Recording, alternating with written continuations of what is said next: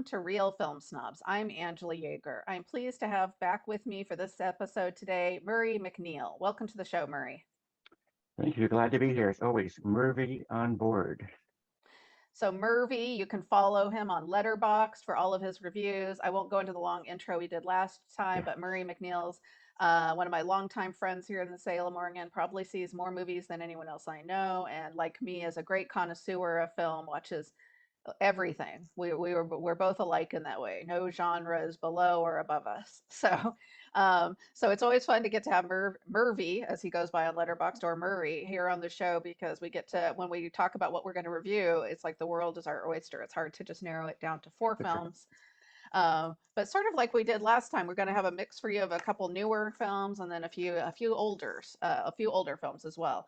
So I'll just kick it off with our first film for this episode, which is Honk for Jesus, Save Your Soul.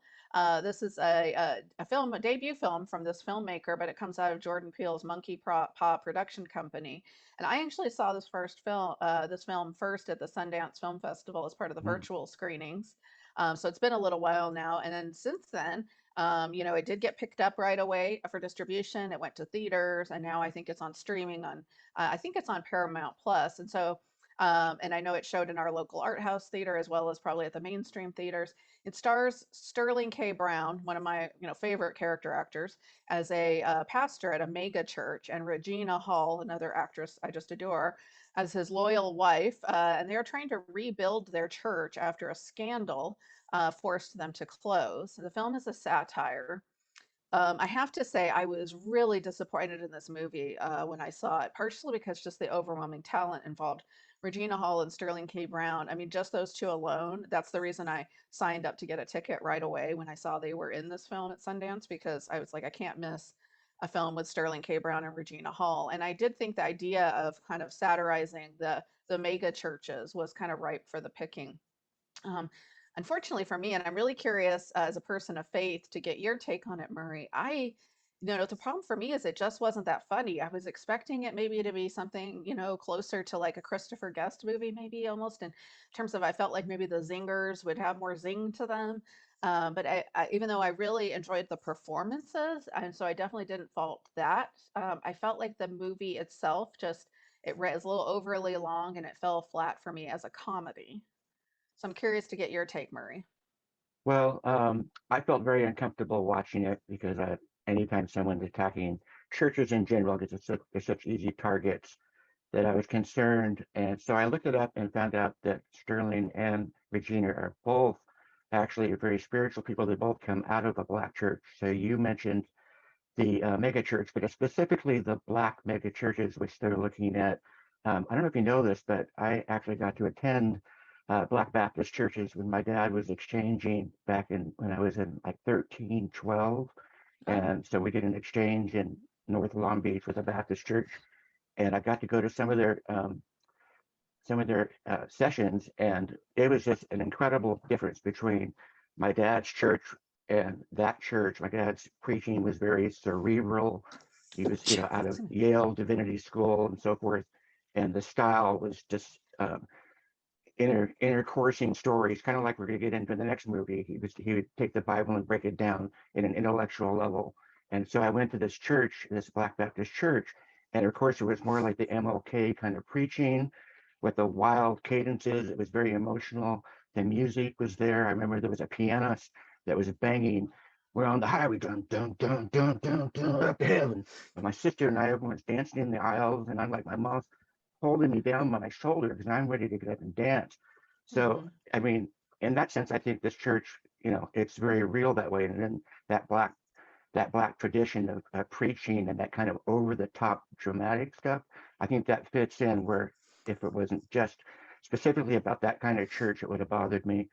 I had real questions about the fact that it was a mega church that supposedly it was based on, it's actually based on a church, the Wandering Paths Southern Baptist Church, that had this similar kind of scandal where there was a sexual scandal and it wasn't involving females, which it usually is. This was actually about a pastor that was sexualizing males, which is what happens here. But I kept thinking they take them into this room, the dressing room where all the suits are and the shoes are for her and the hats. And I'm thinking this was supposed to be like, this isn't a non-TV oriented ministry.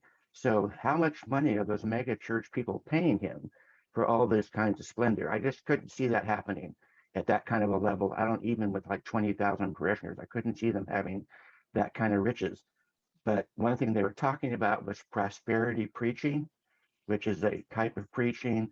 And so the fact that you have to sell that, you have to have the top end kind of shoes and suits and cars and all that kind of thing to make the parishioners believe that they also have a chance to get this kind of stuff if they just ask God in the right way. So I could see Right. the I could see the parody. I felt like once again, she's putting up as the wife, she's putting up with all this. And at one point, he asked her when they're in bed, he asked her to flip over because he wants to have a sexual relations with her as though she was a man, and she's still taking all this up. He hasn't changed. I mean, we're going to talk about beautiful black men with their shirts off, in the first two films. And he's sitting there in some kind of thing with this being shot at. He takes his shirt off, and of course, then next thing you know, he's hitting on the camera guy and so forth. So it's just that kind of, okay, wow, this is really, I didn't know what this film was about in that sense. I thought it's a very strange kind of takedown. And if you only pinpoint it to that one kind of church and that one kind of situation, then it works. But it made me very uncomfortable.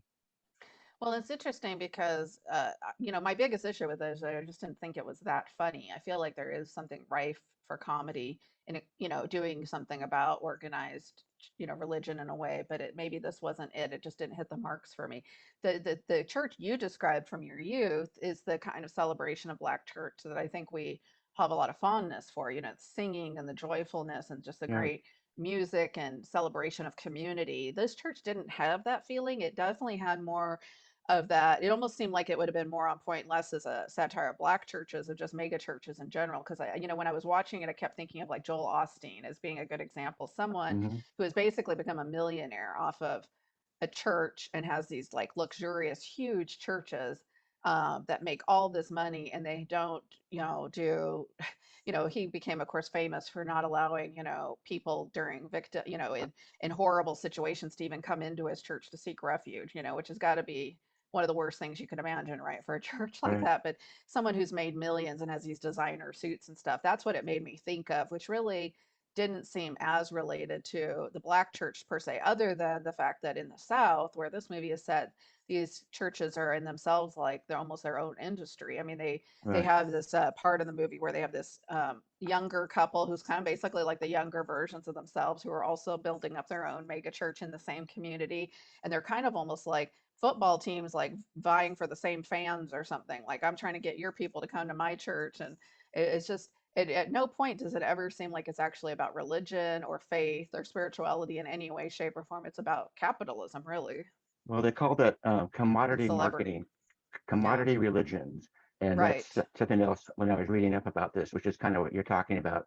I believe that the couple that left the church were more sincere. In fact, when they were asked to, they backed down from opening on Easter Sunday. At first they said no, but then they moved their service. And I think they were trying to be good. I think they had their heart in the right place.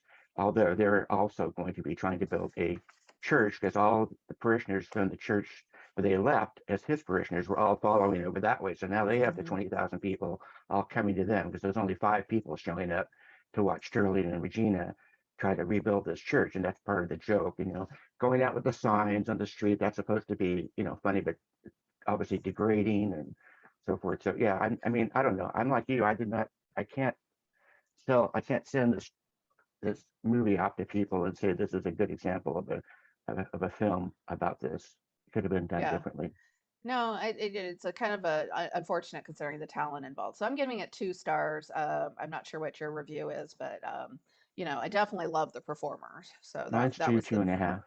yeah, same range. Okay, well, let's move on to our next one because I'm actually really excited to talk about this one.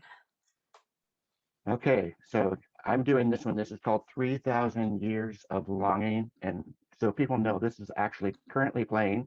And if you're in Salem, it's still at the Cinnabar. So it's something that's still on the screen, but go to it fast. Um, A.S. Byatt is a writer, and she did a movie. I read a lot of her books, and there was a movie called Persuasion that came out. And people really hated that movie, and they kept saying the reason they hated it was because it ruined this book. So I went and read A.S. Byatt's book and discovered they were right, that she wrote a much better novel than, the movie that was made from that. So I guess a lot of people started reading her, and George Miller, who everyone knows mostly from doing his Mad Max films, he read this and bought the rights to it clear back in the 90s. So he's been sitting Oh, on this wow. for a long time, and his daughter helped co-write the script for this. Augusta Gore, I think her name is now, and so she got interested in helping him to do this.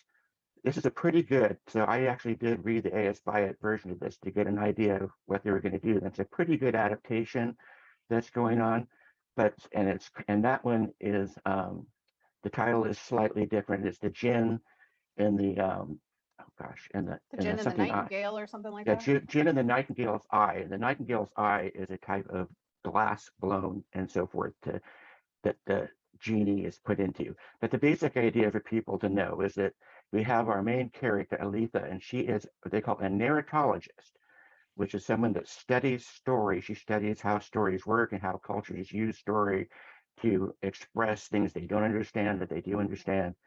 And she's on the way to a conference, and she starts describing herself as someone. She's 51 years old, and she's someone of no consequence.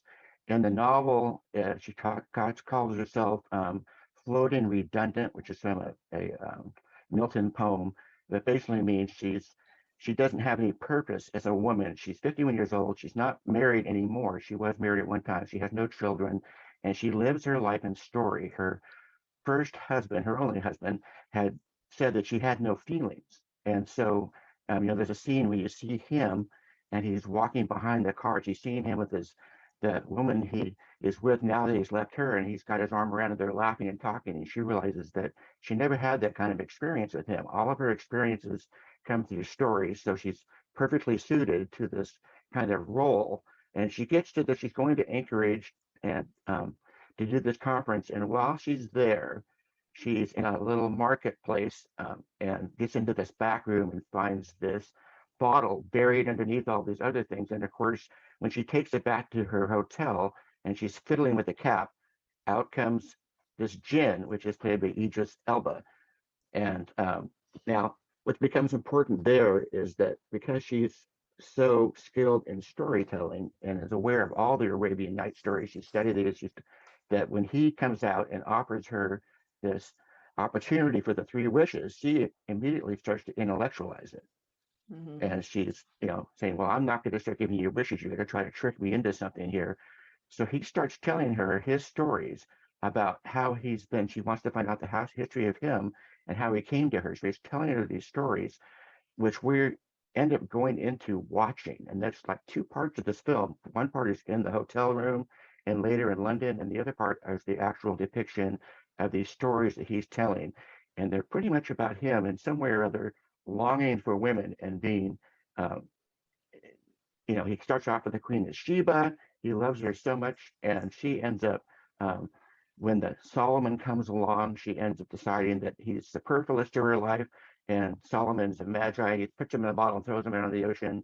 And the next time he's under this slave woman who he's trying to help, and he doesn't fall in love with her as much, but he cares about her, and she ends up losing too, and he ends up going off, and he ends up finally with another, a very intellectual woman who he's holed up to in a room, and she turns out to be the sort of Da Vinci character who he's helping, but she finally wishes him the last wish she has is she wishes that she never knew him, which throws him back in this thing. So he's finally here talking to this real live woman again, and he's got this chance, and he starts talking to her about him. And at one point, after that last story, because she won't make her wishes, she finally wishes that he might fall in love with her. And she kind of says it in a way like, I wish that you fall in love with me. She kind of says, if it's possible, if this wish is possible, I wish that you'd fall in love with me. So he does, and they end up going back towards London. Now, what happens there is that he's now in the modern age, and all this information is going through, and he hears everything. He's just overwhelmed. It's not his age. If the Jinn ever wins release, where he would go back to So go back to this place where all the jinn are and they tell stories. But he's in this modern place and he starts to die. He literally starts to die. So she uses her second wish to wish that he could speak, and then which he does, and he kind of revives him, and then she uses her last wish that he could have his ultimate wish. And of course, at this point, he wishes he could go off and have the freedom to go to where he can hear these stories, and then possibly, if he ever wants to come back, which he does. He does come back, but there's never, like he's going to state it, there's sort of this open-ended ending. So, I mean, it's a beautiful story, and I mean, you're in the hotel room with this genie who's naked from the top up. The CGI out anything else, but he's gorgeous, as we know. And later, when you're going into this very high technical color kind of stuff, which if anyone has ever seen The Fall, it reminds me of that. But it's the storytelling and it's the old Arabian Nights kind of storytelling. So you can have either like both the parts, or just one part, or somewhat, it could be all imbalanced. So Right. I'm curious where you are in that.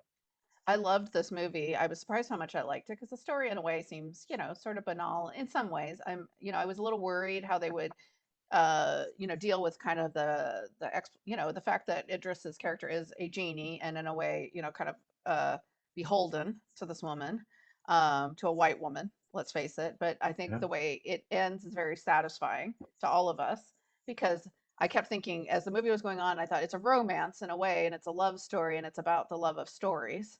So some of my favorite things as a writer, of course, but I kind of thought, how are they going to make this satisfying? Because if he just breaks her heart and goes away, well, that's not going to be satisfying. We're all going to feel sad because we all want her to get her Idris love. But on the other hand, we're not going to want him to just be like a prisoner to her forever because that's not satisfying either, right? So I think it ended in the best possible ways. What George Miller does so well here, which we also saw in Mad Max Fury Road, is he's so good at using special effects to make the story more vivid, which is not what people in modern films use special effects for. They're often used to do kabowie Hmm. explosions and things, but there's so many beautiful scenes in this movie. The one that stood out was when the guitar player comes out to the Queen of Sheba when Yeah. and then the guitar comes alive and the parts of the guitar are playing itself, and he uses it in a fantastical way that makes the film more magical. And I loved that. He did that in Mad Max Fury Road too, with the guitars on the different on the vehicles as they were going All down the right. road. Yeah. He used the special effects to tell the story in a more vivid and exciting and magical way rather than just because he can, just because he wants to show things blow up. To me, it's like the best use of special effects. And to make things more beautiful, honestly. And so I really appreciated that. And the performances are great. At first, I was like, how is this going to work? Because, Tilda is kind of an intellectual actor. She's perfectly, suited for this character, but she also has a sensuality too about her, that I think she's kind of keeping under wraps here until the very end. Um, and then he's obviously a very sensual actor and also very intelligent. So I think it was a really good pairing in a way. He was very tender. I think at one point she realizes that she's in a story. I mean, you talk about the musician, but there's actually someone that's a storyteller in that story. The prince is, and I mean, it's a later story, but the prince is having storytellers come in, so it's all about storytelling. But she suddenly realizes that she's in a story, Hmm. and that gives her, I think, partially one of the reasons she reevaluates herself and says, "Well, why can't I have love in this story? Why can't I Yeah. be Why does she have a just have to change?" accept a banal life? Yeah. And I liked also that she, but she did question it at the beginning because I thought that was realistic for her character. And I think I would think the same thing. Like, okay, all these stories you're telling, even after he tells her, she's like, none of this ends well. All So right. why should I make wishes? It never ends well. No story I've ever heard of where if someone gets their wishes granted, you know, ends well. And so why should I do this? And he is just like, because you're human and you want to experience something and like it's exciting. And so I also get that point of it. So I know we have two more movies and we've only got 8 minutes left. So I want to make Oh sure we have wow. time for the next one. So I am going to say I'm giving this one 3.5 stars. I really enjoyed it. I can recommend it. I definitely think people should try to see it on the big screen if they can. I'm 3.5 too. Yeah. 3.5 Okay. as well. So I know you're going to want to talk about Irma Vep because you've seen everything to do with Irma Vep. So why don't you go right into your review there? Yeah, this gets kind of fun, and it gets fun and it gets complicated. So people have to know that back in 1915, a guy named Louis Peridot made a cereal, and it's a silent cereal, French, and it was called Les Vampires, which, so you know, it's nothing to do with blood-sucking creatures. This is all about gangsters. And it was not the first real cereal. Now there are two directors that saw what he was doing. He made like 800 films in 20 years, like that. But there are three in particular, and this one in the most, because it became the most famous, was Alfred Hitchcock and Fritz Lang. So I mean, those are two of my favorite directors that he influenced by doing this. So it's a very important film in France, and the lead character in this story is called Irma Vep. And the reason she's Irma Vep is that's a reconfiguration of the letters for vampire. So you have that standing there. So just remember that's there. And then we're going to float forward to 1996 at the time of this film. And at that point, you have three directors who are thinking about collaborating together. One of them is, of course, our director for this one, which is Olivier Assayas, and he's talking to Claire Denis, and he's talking to Adamma, and they're thinking about something they want to do, and they decide they want to do something about bringing a foreigner into a strange place. And so this is how this thing starts divulging. The other two directors fade away, and he's suddenly coming up with this idea. So there's a film, as everyone knows, 400 Blows and so forth, but Truffaut did a film called Day for Night, and that has it's a film production that's taking place, and then that film, an American comes to France to make a movie. That's Jacqueline Bisset.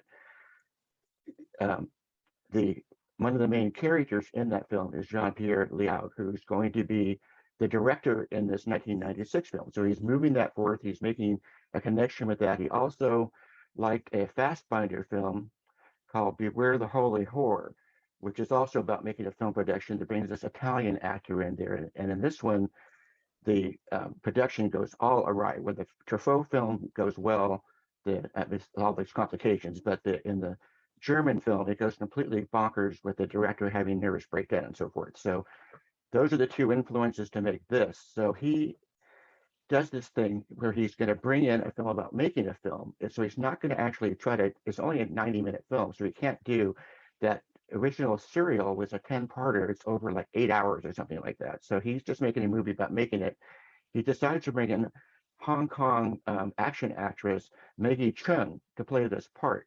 And so a lot of it has to do with communication. She arrives, no one's there to pick her up and so forth. No one pays attention to her when she comes in. She has difficulty communicating throughout the film.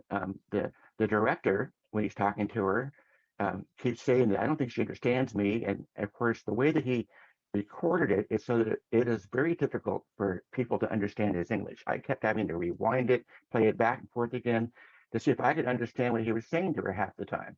So that was done purposefully. And, I mean, I don't want to tell the whole story, but Maggie Cheung starts to, in some ways, she starts to become Irma Vep. And she has this one scene where she goes and she burglarizes a hotel room, which is where Adamma wife was. I don't know if you recognized her. She's the one that's the naked woman in the motel room. Oh, okay. I did recognize her, but I didn't realize. Yeah. I was like, I kept thinking, oh, she's familiar. Yeah, yeah. Yeah, so that's the connection of that, and she steals her jewels and so forth. But the main thing, here is that finally the director does have a nervous breakdown, and the whole time this director, because he's made a lot of what you would call, like, let's say, the new wave films and so forth, but they're getting tired. I mean, by this point, French New Wave is a tired animal in itself, and they're saying he hasn't made a good movie for a while, and he's nothing like this is really happening. And he wanted to mix things up by bringing this Chinese woman in to do Irma Vep, and it's not working. So at a screening for it, in fact, he rushes out. He goes and has this nervous breakdown. But what finally happens at the end, because they try to replace him with this guy that looks like Paul Williams to me, but he's just this stupid French guy that is all angry, why this Chinese? No, why this Chinese woman? And so forth. So he's going to try to fire everybody and redo it his way, and they go to this final screening, and and when they're watching it, the director Jean-Pierre Léaud his character has scratched out all the eyes and mouths, so there's like rays. I mean, it's just totally wild 3 minutes of crazy filmmaking that just it's one of the best endings of a film I've ever seen. So that's happening in that film. And now, and just to give you some kind of context, that now in 2022 on HBO, the same director, Olivier Assayas, has taken that same idea. He's expanded it out now to an 8-part series that's also just breaking down it's still making a film, but it's not really trying to do lace vampires. It's actually just another thing about making a film.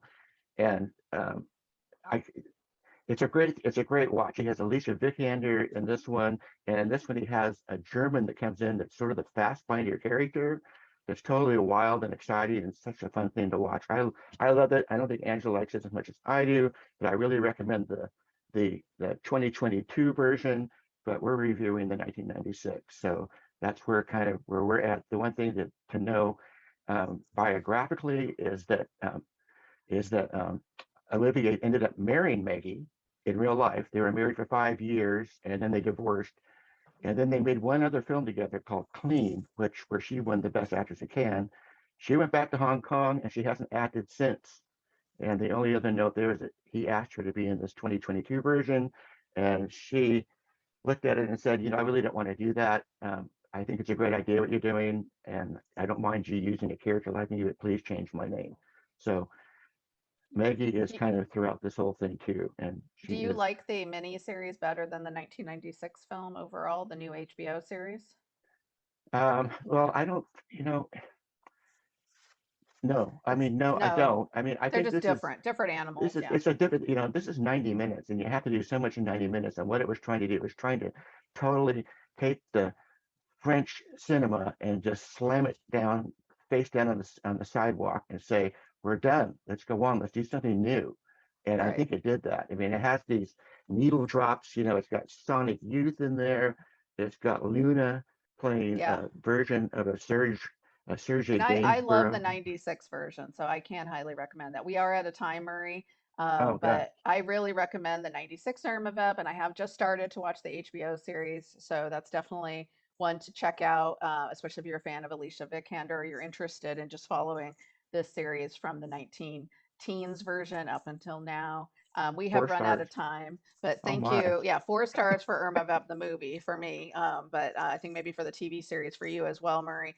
As always, realfilmsnobs.com. We're on Twitter and follow us on Facebook. Thank you to our amazing crew, especially Brad Wortman for taping the show and doing all of the hard work. And thank you, Murray, for being on the show. As always, have a great day and great movies.